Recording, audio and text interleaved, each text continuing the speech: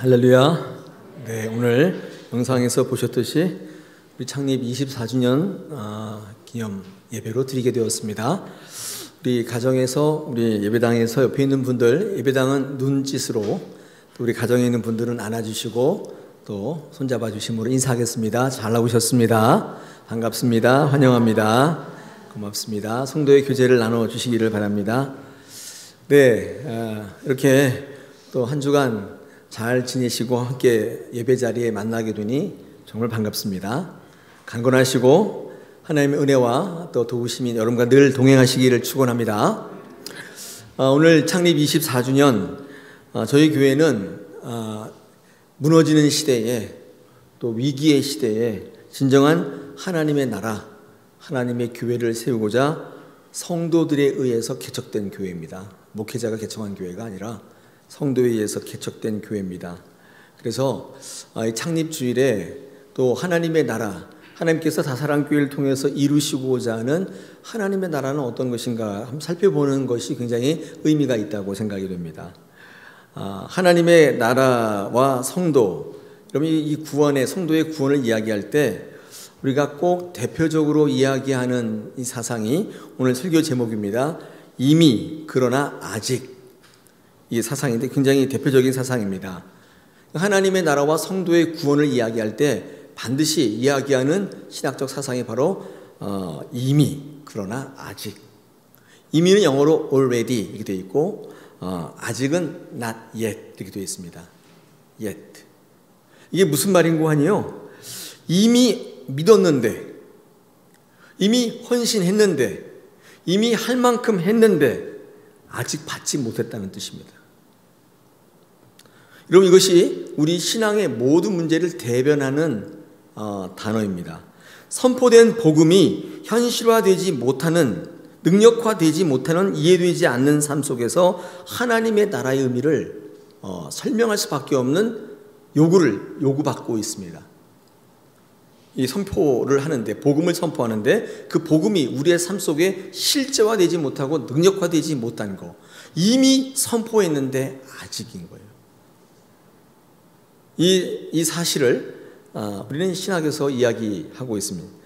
오늘 9월 들어서 이 한국의 코로나 시대를 바라보면서 어떤 설교를 해야 우리 성도들이 예배됨, 교회됨, 성도됨을 회복할 수 있을까를 고민하다가 하나님의 나라를 주제를 잡았습니다. 오늘 두 번째 시간인데 이미 그러나 아직 이라는 제목을 가지고 말씀을 좀 같이 나누겠습니다. 오늘 본문은요, 예수님의 치유 사역을 소개하고 있습니다.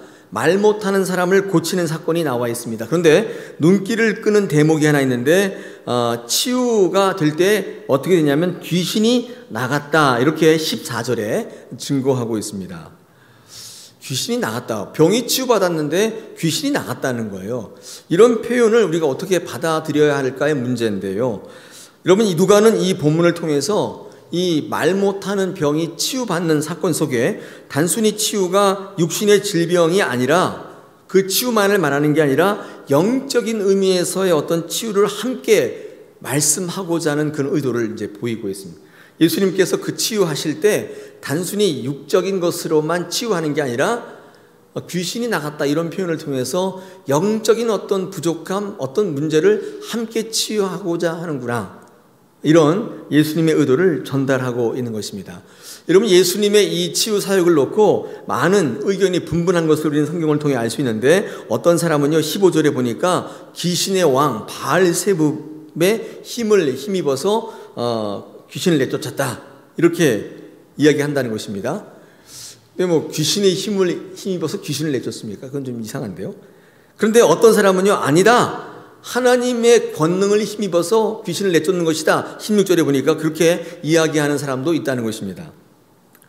예수님은 이렇게 분쟁하는 사람들을 바라보면서 우리 17절에 뭐라고 얘기하냐면 이런 이제 비유를 드시는데, 분쟁하는 나라마다, 분쟁하는 집마다 망한다, 무너진다, 그렇게 이야기하시면서 그 사람들의 분분한 의견을 이렇게 이어가시는데, 사탄이, 귀신이 예수를 무너뜨리려고 하는 존재인데 어떻게 그 사탄이 내게 힘을 주어서 너희 사탄을 물리치게 하느냐? 만약에 그런 거라면 그죠? 사탄 나라 안에 분쟁이 있는 거잖아요. 마치 여러분들처럼 이거다 저거다 분쟁하는 것처럼. 그렇게 된다면 어떻게 사탄의 나라가 세워질 수가 있겠냐? 이거 뭐 아니라는 거죠. 그리고 너희들의 아들들, 너희들의 친척들, 너희 사랑하는 사람이 치유를 받는 것도 그러면 바알세부의 힘입어서 고친 것이냐? 그렇게 반문하시면서 뭐라고 말씀하시냐면, 내가 하나님의 손을 힘입어 귀신을 쫓아내는 것이라면 하나님의 나라가 이미 뭐라고요? 이미 너희에게 임했다 선언하시는 것입니다. 이미 임했어요. 이미 임했다고 말씀하십니다. 하나님의 손을 힘입어 귀신을 쫓아낸다는 뜻은 무슨 뜻이냐면 하나님의 통치가 이루어지고 있다는 뜻입니다. 하나님의 통치가 그 안에 이루어져서 그 통치가, 지배가 그를 다스리기 시작할 때, 그때 너희에게 권능이 나타나는 것이라면 이미 너희가 하나님의 나라에 있다, 이게 확정해서 선포하시는 것입니다. 그러므로 우리의 삶에 나타나는 어떤 치유나 어떤 회복의 능력은요, 하나님의 나라와 밀접한 관계가 있습니다. 오늘 두 번째 시간에 이미 그러나 아직이라고 설교 제목을 정했는데, 이거 정하느라고 굉장히 오래 걸렸어요. 치유와 하나님의 나라 이렇게 정할까? 뭐 여러 가지 생각을 했었는데, 여러분, 우리 삶에 일어나는 치유와 회복은요, 하나님의 나라와 밀접한 관계가 있다는 사실입니다. 그러므로 우리의 삶에 일어나는 모든 치유와 회복의 사건을 하나님의 나라의 관점에서 잘 바라보시고 이해하실 필요가 있어요. 만약에 그렇지 않으면 이상한 신앙으로 발전할 가능성이 매우 큽니다. 저는요, 예전처럼 오늘날 복음 선포에도 항상 치유와 회복이 일어나야 한다고 생각하는 목사입니다. 만약에 복음이 선포되었는데도 치유가 일어나지 않는다면, 회복이 되지 않는다면 복음이 제대로 선포되지 않았거나, 그건 되게 중요한데, 복음이 전적으로 다스리는 상태가 아닌 것입니다. 이 복음의 위력은 대단하잖아요. 선포되면 그 말씀이 사람을 뒤집어 엎잖아요. 근데 그 하나님의 말씀이 선포됐는데도 회복이 없어요. 예전 그대로예요. 바뀌는 게 없어요. 고쳐지는 게 없단 말이에요. 그럴 때는 복음이 제대로 선포되지 않은 거예요. 두 번째는 선포된 복음이 그 안에 들어와서 전적으로 그를 통치하고 다스리지 않는 상태인 거예요. 치유와 회복이 일어나지 않는 하나님의 나라의 선포는 아직, 아까 이미 하나님 나라에 임했다는 거예요. 아직 하나님의 나라가 여러분의 문제를, 여러분을 장악하지 못하고 있기 때문인 것입니다. 통치가 일어나지 않고 있는 거예요. 복음이 잘못된 게 아니고.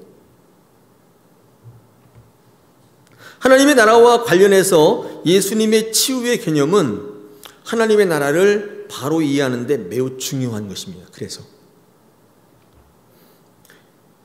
예수님이 보여주신 치유라는 것은 어떤 것일까요? 한번 생각해 보겠습니다. 많은 분들이요, 이 병이 낫는 거나 부유해지는 거나 우리의 삶에 밀접한 관계가 있는 것으로 국한하여 생각하지만, 성경에 나타나 있는 예수님의 치유 사역은요, 좀 어려운 말로 얘기하면 포괄적 개념입니다. 포괄적이에요. 포괄적 의미의 치유를 말씀하고 있습니다. 그러니까 돈이 좀 생기고 병이 낫는 것뿐만 아니라 죄로 고통받는 인간들의 삶의 문제에 나타나는 여러 가지 문제가 있는데, 그런 어떤 물질적이고 영적인 다양한 영역에서 문제가 나타나는데, 뭐 갈등, 경쟁, 상처, 빈곤, 억압, 재해, 재앙 등등, 이 모든 영역에서, 영적, 물적 영역에서 동시에 나타난다는 거예요. 이 예수님이 갖고 있는 치유의 특징입니다.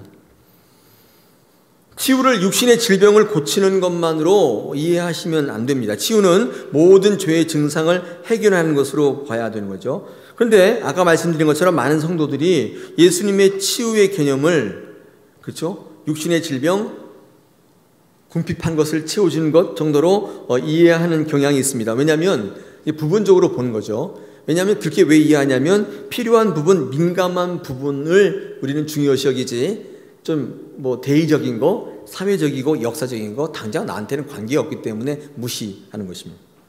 근데 그렇지 않다는 거예요. 여러분이 관심이 있는 질병, 돈의 문제만 치유와 회복과 기적이 일어나는 게 아니라 예수님의 치유가 임하면 전반적이고도 포괄적인 영역에서 뒤집어지는 역사가 일어나는 거예요. 이거를 잘못 이해하면요, 신학이 좀 이상하게 되는데, 제가 두 가지 어떤 조류를 한번 소개해 드리겠습니다. 어떤 신학은요, 이게 이 예수님의 치유나 능력을요, 귀신을 내쫓고 병을 낫는 것으로 국한시킵니다. 그래가지고 이상하게 얘기하는 경우 있어요. 오늘 제가 말씀드리지만, 그래서 뭐 오직 안수와 기도만이 능력인 것처럼 이게 방언만이 뭐 능력이다 이렇게 얘기하는 그런 교단이, 신학이 있죠. 그래서 의사를 통해서 병원에 가서 병 낫는 것은 그거는 하나님의 역사가 아니다, 치유가 아니다, 그렇게 이야기하는 분도 있어요. 요즘에는 뭐 없을 거라고 생각이 되지만, 여러분 이런 견해는 예수님의 치유의 어떤 부분적인 견해이죠. 여러분 이렇게 생각한다면 영적으로 정신적으로 문제가 굉장히 심각하게 되는데, 아까 제가 말씀드린 것처럼 모든 문제가 귀신의 문제로 귀착이 돼서 두려움에 떨게 만드는 거죠. 이게 귀신론이라고 들어보셨어요? 어떤 특정한 이단들이 이 귀신론을 얘기합니다. 그래서 병은 다 귀신들의 장난이다, 귀신들이 이렇게 한다. 아까 귀신이 나갔다고 그랬잖아요. 근데 어떤 이단은요, 그래서 이 병을 귀신의 역사다 이렇게 바라보지만, 제가 아까 귀신이 나갔다는 말을 저는 어떻게 해석했나요? 이렇게 해석했습니다. 단순히 육신의 질병의 치유만을 말하는 게 아니라 영적인 의미에서의 치유를 함께 말씀하시고자 하는 하나님의 의도라 제가 말씀드렸죠. 이게 좀 달리 바라보는 거죠. 어떤 이단은 그게 병은 모든 게 다 귀신이 장난하는 거다, 귀신이 역사다, 그래서 귀신이 나갔다 그러지 않냐 이렇게 얘기하는데, 우리 개혁교단에는 이 치유라는 것은 육신의 질병도 낫지만, 근데 주님께서 전인적 치유에 정신적이고도 영적인 부분의 치유가 함께 일어난다, 이렇게 이야기하죠. 이게 부분적인 하나님의 나라를 바라보게 되면 예수님께서 치유하는 사역도 이렇게 이상하게 됩니다. 또 이런 신학도 있지만 또 이런 신학도 있습니다. 이 성령의 기적적인, 아주 획기적인 이런 치유와 회복은요, 그것을 통해 하나님의 나라를 증거하기 위한 도구다, 그걸 보고 많은 사람들이 믿음에 도달하게 하게 하는 하나님의 의도다, 이렇게 말씀하는 거죠. 여러분 이렇게 말씀하면요, 어떤 단점이 있냐면, 그렇죠? 왜 이 기독교가 이 말씀으로 이 치유를 받고 이 말씀으로 이렇게 구원을 받는 종교이지 않습니까? 여러분 예수님을 통한 말씀의 선포가 하나님의 실제적인 능력을 고백하는 게 기독교입니다. 그래서 기독교는 말씀으로 인한 회복과 치유를 전제하는 종교예요. 근데 우리가 이제 말씀이라는 걸 우리가 공부하고 믿어보면, 말씀은 곧바로의 역사라기보다는 인내하고 연단할 때 나타나는 훈련의 산물이죠. 말씀이 선포되는데 곧장 이렇게 하는 게 아니라, 말씀을 받고 통치를 받고 변화되고 훈련 받을 때, 그때 말씀의 사람이 되어갈 때 그 인생 전 영역에서 나타나는 게 증거이기 때문에, 여러분 이렇게 볼 때 이 치유나 이런 것들이 이렇게 당장의 어떤 실제성을 갖기 어렵잖아요. 바로 이렇게 해야 되는데, 그게 아니라 개혁신학에서는 말씀이 선포되고 그 말씀이 도전이 되고 통치가 되고 인내하고 참고 기다릴 때 나타나는 구원의 역사로 본다면, 이 구원의 실제성, 능력의 실제성이 없어져요. 그리고 구원은 저 먼 훗날의 일로 자꾸 미루게 돼요. 그런 단점이 있습니다.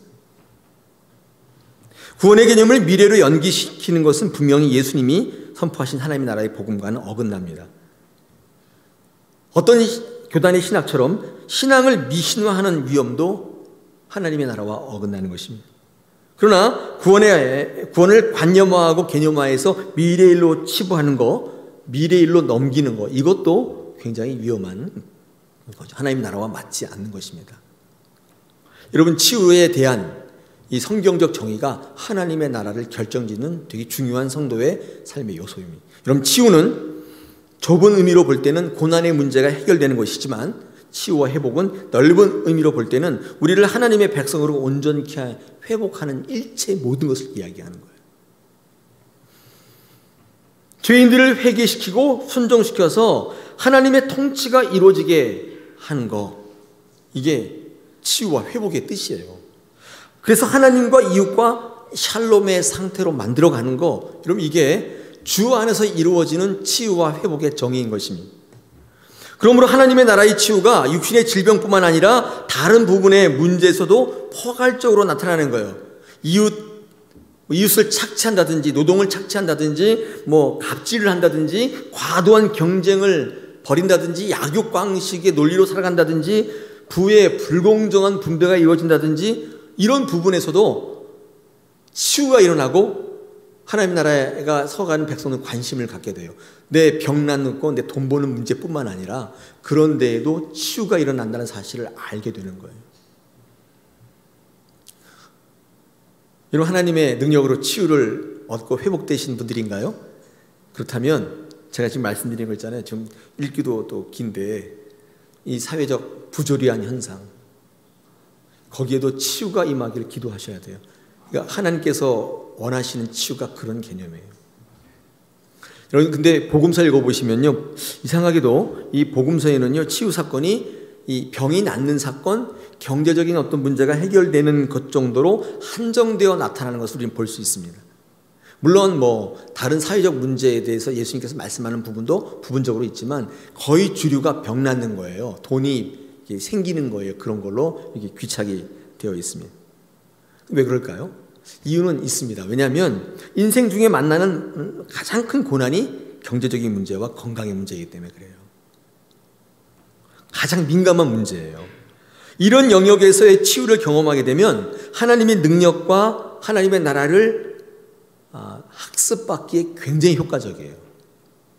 가장 민감한 부분이잖아요. 근데 지금 영혼의 문제, 구원의 문제 같은 것은 지금 당장의 중요한 문제로 많은 분들이 인식하지 않기 때문에 그거 가지고 아무리 치유를 해봐야 피부를 안 와닿아요. 그냥 그래서 매일 느긋한 거예요.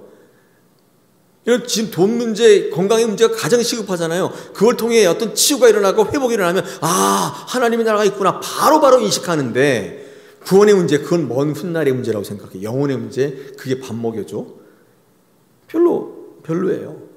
그래서 아무리 그거 가지고 얘기해봐야 소용없습니다. 그래서 이 현대의 교회가 오직 병 낳고 돈 버는 일이 가장 효과적이에요. 근데 그걸 신앙으로 착각하게 된 거예요. 여러분, 근데 한번 들어보십시오. 정말 가장 시급한 문제는 여러분 영혼의 문제인 거예요. 왜냐하면 우리들의 인생은 언제나 예고 없이 끝날 수 있어요. 제가 설교 때마다 가끔 얘기하는데 내일 떠오르는 태양을 본다는 100%의 보장이 없어요. 그러니까 가장 시급한 거는 먹고 사는 문제이기보다는 사실 영혼의 구원의 문제인 거예요. 우리의 삶의 영역에서 어떤 것이든지 간에 하나님께로 더 가까이 가지 못하게 만드는, 우리로 하여금 얽매이게 만들고 끌려다니게 만드는 모든 죄의 문제가 제거되고 우리의 삶이 온전케 되는 일, 하나님의 말씀이 통치가 일어나는 일, 이게 진정한 치유와 회복인 거예요. 예수님이 선포했다는 거예요. 그러므로 하나님의 나라의 통치는 우리에게 두 가지의 계명을 요구합니다. 첫째가 하나님 사랑, 둘째가 이웃 사랑인 거예요. 하나님과의 어떤 하나님의 말씀의 통치를 받으면요, 어떤 모습으로 드러나냐면 하나님과 이웃과의 좋은 관계의 모습으로 드러나게 되어 있다는 거예요. 하나님과 친하고 이웃과 친하잖아요. 여러분, 이것이 하나님의 나라의 구원의 실제적 모습이에요. 하나님의 나라의 온전한 치유가 선포되고 있는 현장이에요. 하나님은 관계가 좋은데 이웃은 관계에 관심이 없어. 그럴 수 있잖아요. 온전한 치유가 일어나고 있지 않는 거예요. 더 얘기하면 하나님의 나라가 선포되지 않은 거예요. 거의 틀림없어요.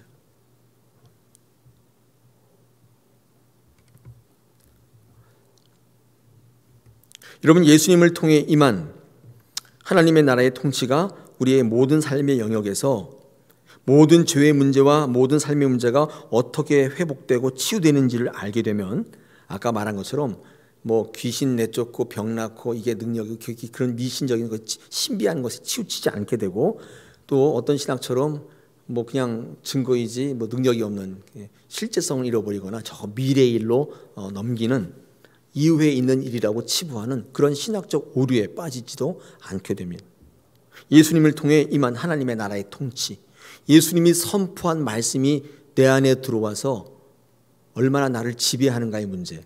여러분, 우리는 예수님의 십자가의 사건을 다 믿고 받아들인 사람이에요. 이미 믿었단 말이에요. 그런데 그 말씀에 따라 십자가적인 삶을 사는가의 문제는 아직이에요. 이미, 그러나 아직이에요. 여러분, 좋은 것, 참된 것, 선한 것, 모든 아름다운 것은요 다 하나님께로부터 옵니다. 그러므로 모든 치유는요, 회복은요, 좋은 것으로 바뀌는 것은 다 하나님께로부터 옵니다. 여러분, 믿으시기를 축원합니다. 그렇기 때문에 기도하고 안수하고 병 낫는 것도 다 하나님께로 오는 능력일 수 있고, 또 하나는 의사의 의술이나 약이나 어떤 수술적인 어떤 기술적인 것들이나 이 모든 것들은 하나님의 치유의 한 부분이에요.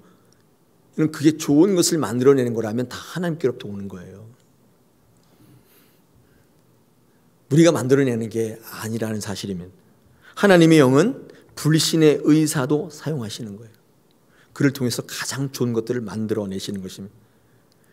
예수 믿지 않는 의사가 취득한 의술도 하나님의 역사가 만들어내는 창조의 산물일 수 있다는 사실을 기억하셔야 돼요. 그거는 따로 어떤 악한 영이 주는 그런 게 아니에요. 성령은 모든 이들, 모든 것을 이용하여서 우리들에게 위로와 소망의 사역을 감당하고 계십니다. 삶에 희망을 주고 용기를 주고 말씀을 새롭게 깨닫게 하는 것, 이런 사역을 성령은 지금도 우리 안에서 계속 이어가고 있다는 것입니다.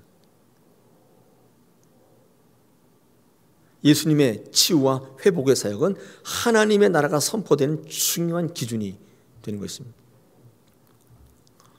여러분, 기도원에서 막 방언하고 막 그렇게 해서 암 환자 1000명을 낫게 하는 치유의 사역을 하시는 분도 있지 않습니까? 그런 분도 굉장히 능력으로 잘 하시지만, 근데 한번 생각해 보십시오.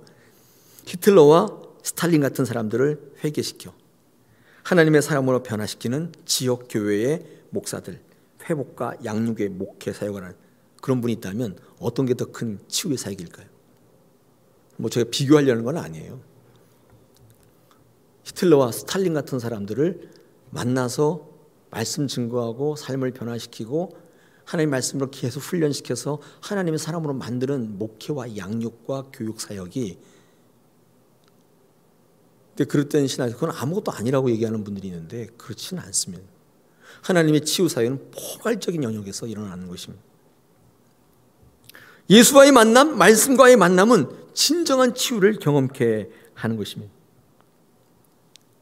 여러분, 제가 지금 하나님의 나라에 대한 두 번째 시간으로 이 치유와 하나님의 나라, 이 두 가지의 연관성을 얘기하면서 이미, 그러나 아직, 여러분, 이 사실을 여러분 우리 삶 속에 가장 중대한 문제로, 가장 고민거리로 우리는 알고 있습니다.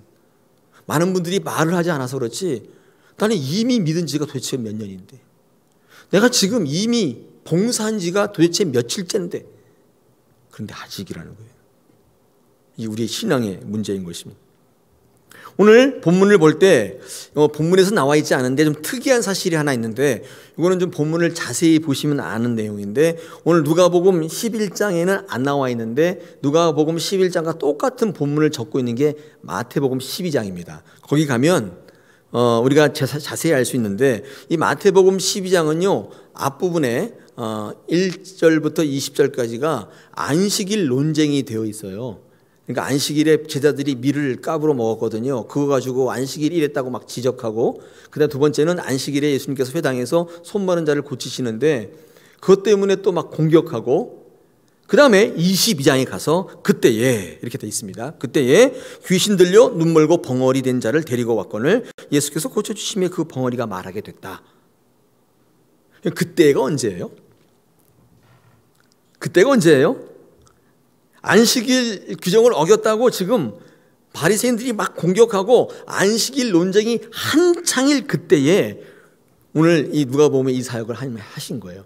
그러니까 제가 볼 때는 누가복음에는 안 나타나 있지만 이 똑같은 본문의 마태복음 12장은요 이 벙어리 된 자를 고치는 사역도 언제 했다는 거예요? 안식일 했다는 것을 암시하고 있습니다.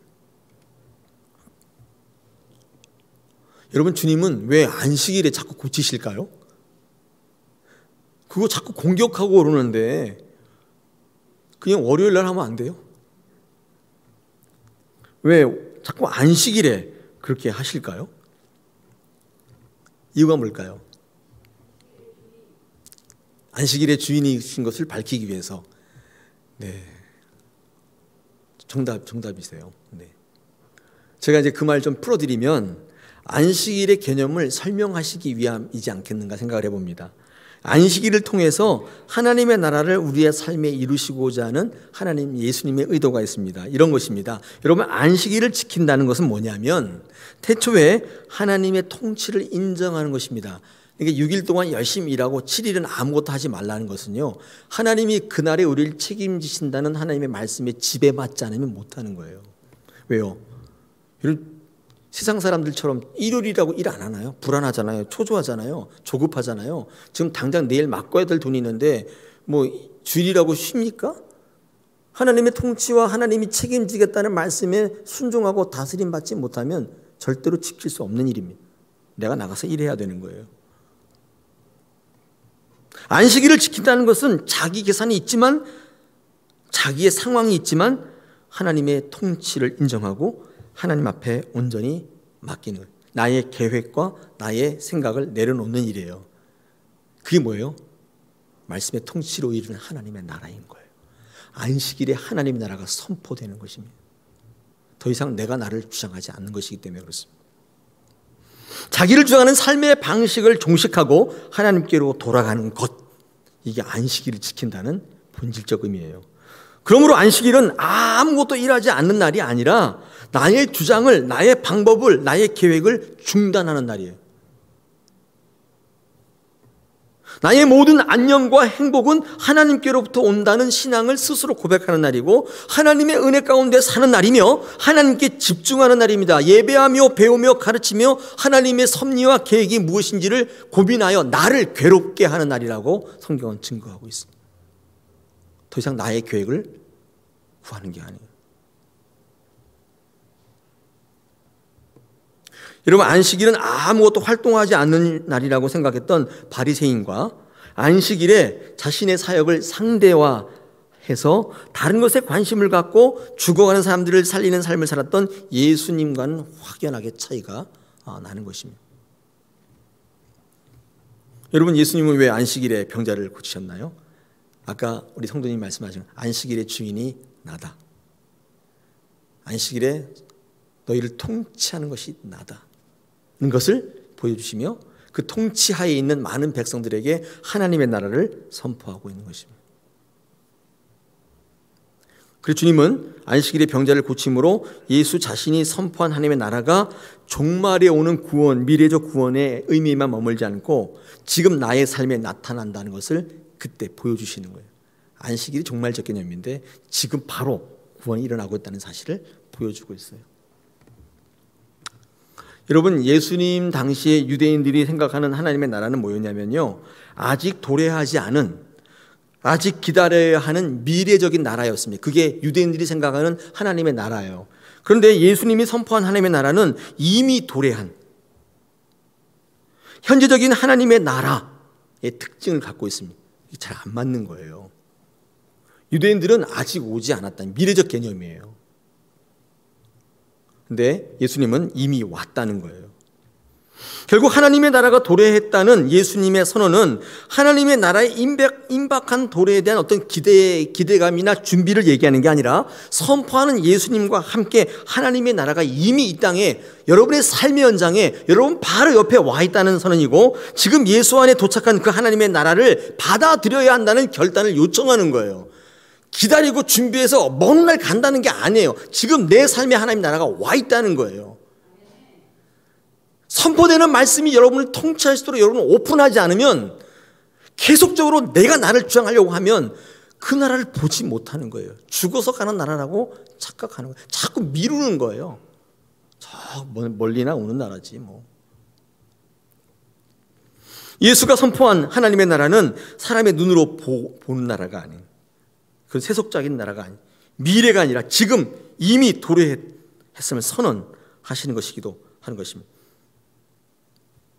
누가복음 11장 20절에 오늘 말씀하시기에 뭐라고요? 그래서 하나님 나라가 이미 너희에게 임했다. 임하고 있다. 할렐루야. 너무나 당연한 얘기를 너무 어렵게 하고 있나요? 네. 제가 그 1부 예배 때도 고백했어요. 이거 제가 설교문을 작성한 다음에 이거 우리 성도들이 알아들을까? 또 뭐 어렵다고 하지 않으실까? 그래서 제가요 다 풀어서 한번 제 거로 따 했는데 읽어봤는데 제가 은혜가 안 돼요. 에이 그냥 모르겠다. 이렇게 하자. 여러분 좀 이해 안 되시는 분은 전 찾아오십시오. 제가 자세하게 설명 같이 하고 말씀 나눌 수 있겠습니다. 임박한 하나님의 나라, 포괄적 하나님, 이게 좀 어려운 말이긴 해요. 근데 여러분 우리의 삶에 임하는 하나님의 나라가 미래적인 나라이기도 하지만 지금 내 삶에 이미 임하고 있다는, 이미 사상을 지금 배우신 거예요. 여러분들 하나님의 나라가 언제 오는가? 우리가 신앙생활 할 때 보면요, 하나님의 나라의 큰 논쟁 중에 하나는 그 시기와 때입니다. 하나님의 나라와 천국을 헷갈려 하시는데, 천국이라는 말을 왜 하냐면 옛날에 유대 때는 하나님이라는 단어를 잘 못 쓰게 했기 때문에 천국이라는 말을 썼다고 하는데, 그 의미를 갖다고 본다면 하나님의 나라 천국이 언제 오는가의 문제는 신앙의 항상 쟁점이에요. 그래서 예수님이 언제 온다, 이것 때문에 이단들이 많이 생기잖아요. 이런 미래에 오시는 개념이기도 하지만 하나님의 나라는 하나님의 통치와 지배를 통해 이미 현실 속에 실현되고 있다는 사실을 우리 예수님은 말씀에 증거하고 있습니다. 이미 왔다는 거예요. 아직 하나님의 나라에 대한 우리 신앙의 모습이고 앞으로 하나님이 이루어 가실 하나님의 나라의 모습이기도 한 것입니다.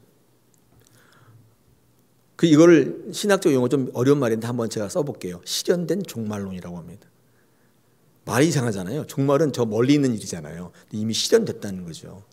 실현된 종말론이라는 말을 써요.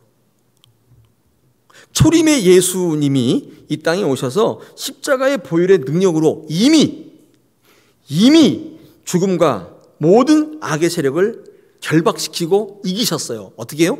이미. 그러나 그 사실을 믿고 구원을 받은 성도의 삶 속에서는 하나님의 통치가 아직 완벽하지 않은 거예요.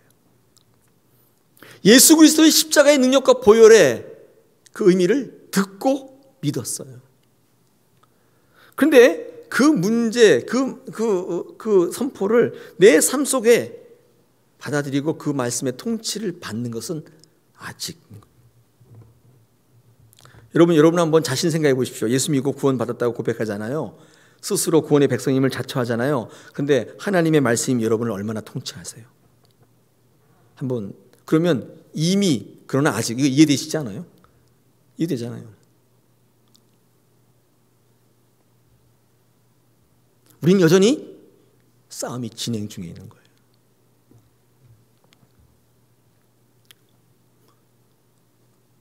정전 중이에요. 정전 중.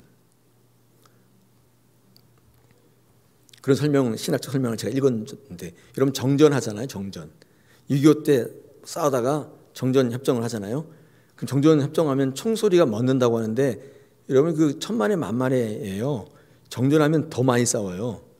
곧 뭐가 끝날 것이기 때문에, 전쟁이 끝날 거기 때문에 단 한 평의 땅도 더 뺏으려고. 여러분 우리 6.25 삼국전쟁 때 가장 치열했던 전쟁들은 다 정전식이 있었던 거예요. 여러분 뭐 백마고지, 화살촉, 그 다 정전 때 있었던 전투들이에요. 한 평의 땅을 더 뺏으려고. 정전으로 전쟁은 끝나는 것처럼 보였습니다. 그러나 산발적인 전투는 계속 벌어지고 있는 거예요. 이 신학을 아머스티스 신학, 이게 정전 신학이라고 하는데, 지금 우리가 완벽한 승리를 한 게 아니에요. 선포되고 종식됐는데 아직적으로 우리의 말씀 안에 통치가 일어나고 있지 않아요.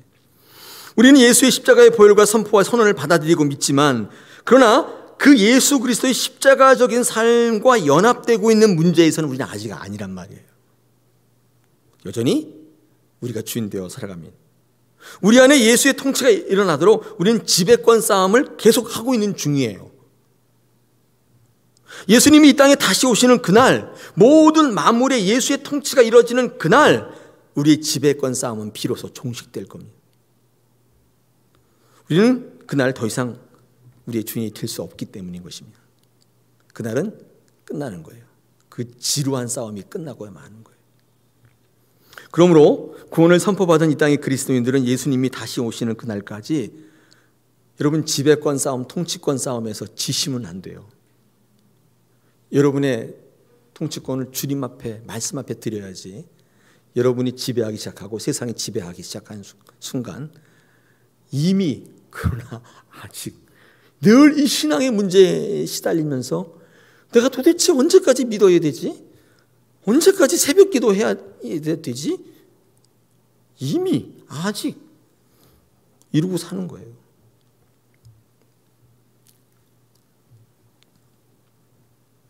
아직 구원이 완벽하게 실현되지 않은 것입니다. 예수님의 재림 때 사탄과의 전쟁이 종식, 그때 구원이 완성될 겁니다.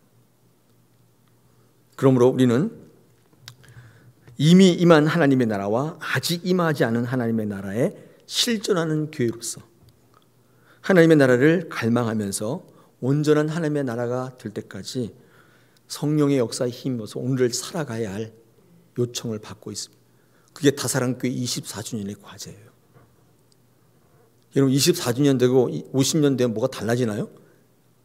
숫자만 들어가는 거죠. 뭐가 달라져요? 똑같아요. 숫자가 한 해, 두 해 가면서 여러분 하나님 나라에 1cm씩 가까워지셔야 돼요. 그 말은 다시 말하면 통치 싸움에서 승리하시는 거예요. 여러분 치유 사역, 회복 사역 또는 여러분의 기도가 응답되는 모든 신앙의 모습, 여러분 그것이 능력이 아닌 거예요. 그것으로 인하여서 여러분이 하나님의 나라에 조금 더 가까이 가는 모습을 발견하게 될 때 그때 비로소 승리가 선포되는 거예요. 우리 다사랑교회는 그래서 교회주의를 거절합니다. 신비주의를 거절하는 거예요. 오직 말씀, 하나님의 능력을 체험하고 하나님의 나라가 우리 안에 서가는 것을 목도하고 격려하고 위로하는 그런 말씀의 교회, 말씀의 공동체이기를 소망하는 것입니다. 여러분 힘내십시오. 하나님께서 여러분 안에 은혜를 주시고 능력을 주시기 때문에 끝까지 그 나라를 바라보면서 달려가게 하실 줄 믿습니다. 그리고 마지막 날에 선포하실 줄로 믿습니다. 그런 귀한 다사랑교회 되기를 원하고 또 내년 25주년을 맞게 되기를 소망합니다.